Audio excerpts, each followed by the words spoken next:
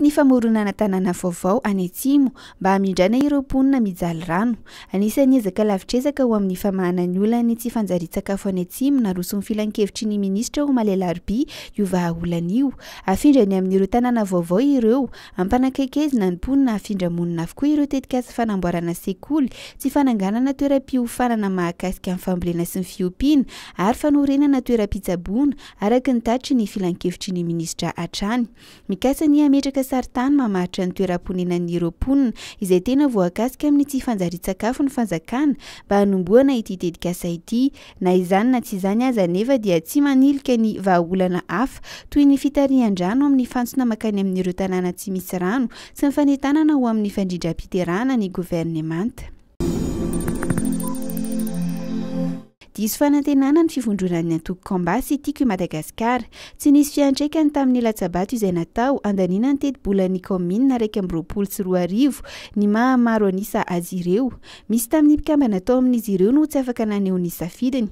Manoloana izany dia nanapa-kevitra ny anakarado-baravarana ny mpanolontsaina TIM tsy nanatrika ny fifidianana. Nalalaka noho izany ny fandaniha ny mpanolontsaina isika rehetra kominaly, mpanohana ny ben'ny tanàna, nandany ny teti-bola.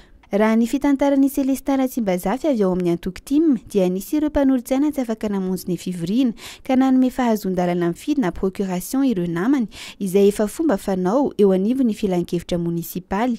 Voalaza nefa fa tsy voamarina ny tsy fahatongavan'izy ireo ka tsy azo raisina ny safidiny. Niezaka ny hamonjy ilay fivoriana ireo mpanolontsaina tsy afaka nifidy avy eo saingy voalaza fa tsy tafiditra intsony tao an-trano fivoriana. Marina ihany koa fa tsy azo nibe sy ny marina trehany any fotoana ny fandatsaham-bato io alakamisy maraina io. Ny ampy 20 indray ireo olona mitondra ny tsy mikaretina coronavirus atao anatin'ny 20 ora farany araka ny tatra nataon'ny profesora Anta Maria Daniel Volontina androany alakamisy. Raha tambatra izany dia miisa 450 sy 909 sy 1 alina ny isan'ireo olona voan'ny COVID-19 hatramin'ny atombohan'ny valanaretina teto Madagasikara. Ny 3 tamin'ireo no avy eto amin'ny faritra Analamanga ary ny tany Diana no nahitana betsaka indrindra miisa 8.